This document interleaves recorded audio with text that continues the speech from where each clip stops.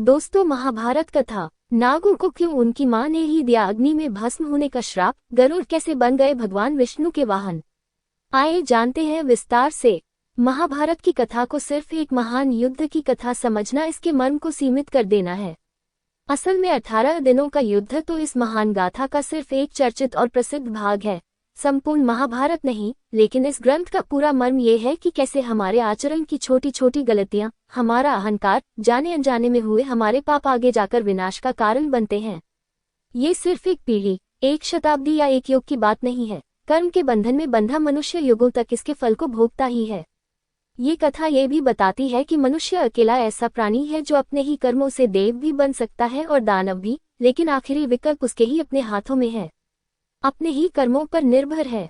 नैमिषारण्य तीर्थ में ऋषियों के जमघट के बीच जब ऋषि उग्रश्रवा ने महाभारत की कथा सुनानी शुरू की, तब ऋषियों ने जिज्ञासा में आकर उनसे कई प्रश्न पूछे। इन प्रश्नों का उत्तर देते हुए कथावाचक उग्रश्रवा सौती ने उन्हें क्रम से सभी घटनाओं की जानकारी दी। जन्मेजय के शोक का कारण बताया, सर्पयज्ञ की वजह बताई, सर्पों का जन्म कैसे हुआ और सागर मंथन से उच्चश्रवा घोड़ा कैसे उत्पन्न हुआ, ये सारी कथा कही। फिर उन्होंने एक और रहस्य की बात कही। सूतनंदन उग्रश्रवा जी ने कहा, समुद्र मंथन से निकला यही उच्चश्रवा घोड़ा नागों के श्राप की वजह बना, जिससे उन्हें जन्मेजय के सर्प यज्ञ में भस्म हो जाना पड़ा। तब ऋषियों ने उनसे प्रश्न किया कि हे उग्रश्रवा जी, सर्पों को किसने ऐसा श्राप दिया और उच्चश्रवा जैसा दिव्य घोड़ा श्राप की वजह कैसे बन गया? उग्रश्रवा जी बोले, ऋषियों, मैंने आपको कश्यप ऋषि की 2 पत्नियों कद्रु और विंता के बारे में बताया था।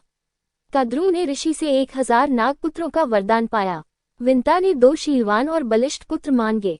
समय आने पर कद्रु के गर्भांड से 1000 सांप जन्मे, लेकिन विंता के दोनों अंडे वैसे के वैसे ही बने रहे। तब विंता ने उत्सुकता में एक अंडा फोड़ दिया।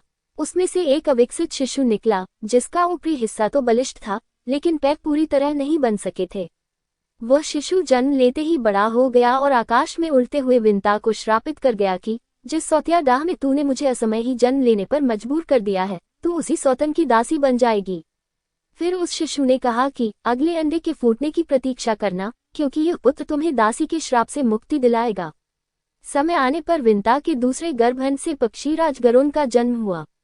पहले वाला शिशु अरुण कहलाता है, जो सूर्यदेव के रथ का सारथी है। इस बात को कई दिन बीत गए। एक दिन संध्या के समय दोनों बहनें कद्रु और विंता टहल रही थीं। उसी समय आकाश में उच्चश्रवा घोड़ा दिखा। कद्रु ने विंता से पूछा, इंद्र के घोड़े उच्चश्रवा का रंग काला है या सफेद? विंता ने कहा, सफेद है। लेकिन कद्रु अड़ गई और बोली, जरूर यह घोड़ा सफेद है, लेकिन ध्यान से देखो, इसकी पूंछ काली है। विंता ने कहा, नहीं, ऐसा नहीं है। ये घोड़ा पूर्णिमा का चंद्र की तरह संपूर्ण शुभ्र यानी सफेद है। इस बात का निर्णय करने के लिए कद्रु ने कहा, चलो चलकर देख आते हैं।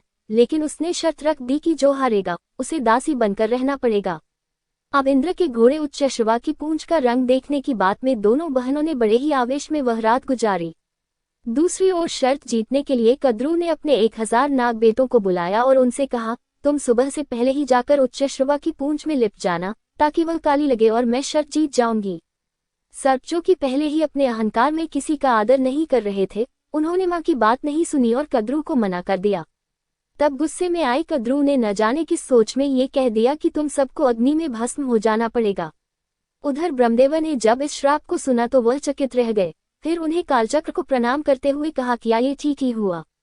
वैसे भी सर्प अपने बल के घमंड में बहुत उत्पाती होने लगे थे और फिर भविष्य में इनकी संख्या भी इतनी बढ़ जाएगी कि ये दूसरों को अकारण ही पीड़ा देंगे। ऐसे में ये ठीक ही हुआ। वैसे भी माँ की बात न मानने वाले भस्म हो ही जाते हैं। अब माँ से इस तरह श्रापित होकर सभी सर्पों ने आपस में बैठक की और कहा, माँ को हमने नाराज किया, इसलिए ही उसने ऐसा श्राप दिया। चलो हम उन्हें प्रसन्न करने के लिए उच्चश्रवा घोड़े की पूंछ में लिप जाते हैं और उसे काला बना देते हैं, ताकि दूर से घोड़े की पूंछ काली दिखे। माँ शर्त जीतेंगी तो हो सकता है कि वह हमें दिया श्राप वापस ले लेंगी। इस तरह सांपों ने माँ के छल में साथ दिया और करकोटक नाम का सर्प उस घोड़े की पूंछ में जाकर लिपट गया और उसे काला बना दिया। अगले दिन कद्रु ने विंता को दिखाया, ये घोड़ा सफेद है, लेकिन इसकी पूंछ काली है। शर्त के अनुसार विंता हार गई और उसे कद्रु की दास्ता में रहना पड़ा। गरुड़ को भी अपनी माँ के साथ उन सब सर्पों की सेवा करनी पड़ती थी। वह उन्हें अपनी बलवान पीठ पर बिठाकर रोमांचक द्वीपों की यात्रा कराते थे। एक दिन गरुड़ ने अपनी माँ से पूछा कि माँ, तुम्हारा ये बेटा इतना बलवान है, फिर भी तुम्हें इन सब की दास्ता में रहना पड़ता है। इस पर माँ विंता ने कद्रू के सौतेपन से कपटपूर्ण व्यवहार को बताया। ये सुनकर गरुड़ ने अपनी माँ से उस दास्ता से मुक्त होने का उपाय पूछा। इस पर विंता ने कहा कि यह तो तुम्हें उनसे ही पता चलेगा। माँ से आज्ञा लेकर गरुड़ एक दिन नागमाता कद्रू से मिले और सर्पों से भी बात की। उन्होंने पूछा, मैं तुम्हें क्या ला कर दूं, जिससे मुझे और मेरी माता को तुम्हारी दास्ता से छुटकारा मिल जाए। गरुड़ की यह बात सुनकर सर्पों ने कहा, गरुड़, तुम हमारे लिए अमृत ला दो तो तुम्हारी माँ दासी भाव से मुक्त हो जाएगी। ये सुनकर गरुड़ अपने पिता ऋषि कश्यप के पास पहुंचा और उनसे अमृत का पता पूछा। ऋषि कश्यप ने बताया कि अमृत स्वर्ग लोक में अमृत सरोवर के बीच स्थित है। इसकी रक्षा देवता खुद करते हैं। ये सुनकर गरुड़ अमृत सरोवर के पास पहुंचा तो अमृत की रक्षा करते हुए महाकाय देवों और अमृत कलश के चारों ओर घूमते हुए चक्र को देखकर वह हैरान हो गया। उसने सोचा कि ये देव और चक्र देवराज इंद्र ने अमृत कलश की सुरक्षा के लिए लगाए हुए हैं। चक्र में फंसकर मेरे पंख कट सकते हैं, इसलिए मैं बहुत छोटा रूप धारण कर इसके मध्य में प्रवेश करूंगा। गरुड़ को देखकर एक देव ने उस पर हमला किया, लेकिन गरुड़ ने उसे घायल कर पराजित कर दिया। इसके बाद गरुड़ ने अमृत कलश पंजों में दबाया और वापस उड़ गया। इधर ये सुनकर इंद्र अपनी देव सेना की एक टुकड़ी के साथ वज्र उठाए गरुड़ की खोज में निकल पड़े। आकाश मार्ग में उड़ते हुए शीघ्र ही उन्होंने गरुड़ को देख लिया और अपना वज्र चला दिया।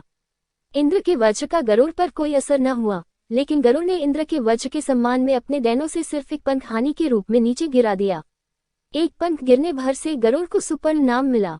उधर भगवान विष्णु ने देखा कि गरुड़ ने अमृत जीत लिया है, लेकिन कई मौके मिलने के बाद भी उसका पान नहीं किया है और उसमें अमृत पीने का कोई लालच भी नहीं है।